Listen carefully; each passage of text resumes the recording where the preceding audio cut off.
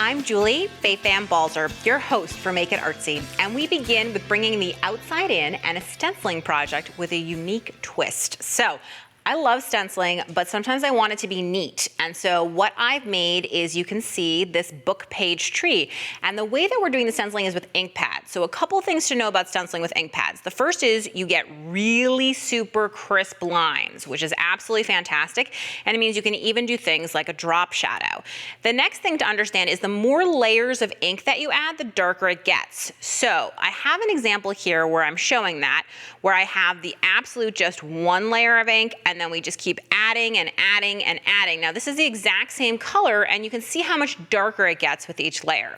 Now this is super easy to do. So I have a book page, I have a stencil, and then I have basically a sponge that's on the edge of this wooden tool, and for each color of ink pad and sort of general family, like all the browns would be the same, I'm gonna tap this onto my ink pad, and then I'm simply gonna rub in a circle. And again, if I put more layers, this will get darker. If I put fewer layers, it will be lighter. So it's entirely controllable and entirely up to you.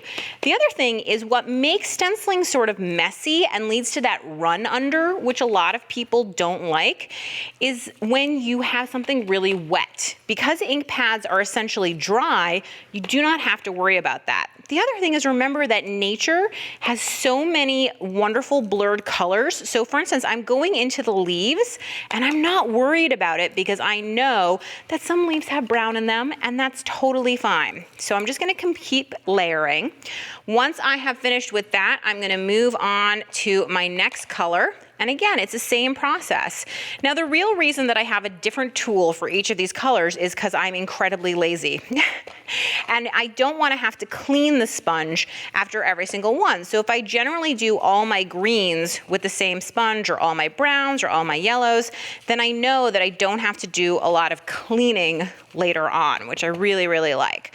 So I'm just going around and moving in a circle, hitting everything up. You can see that my left hand, or my non-dominant hand, is holding everything in place. If you don't want to do that, you can absolutely use some tape or something else to hold it down.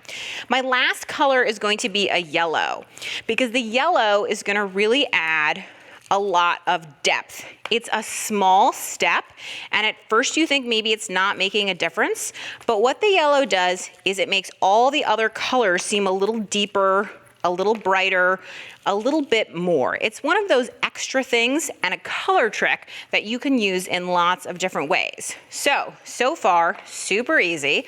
All I do is pull off my stencil and look at my beautifully stenciled tree. So you can see that I can pop this into a frame.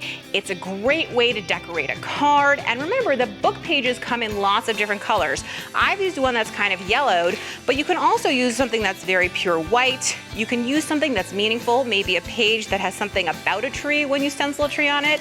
But this is a fun technique, and I hope that you'll give it a try.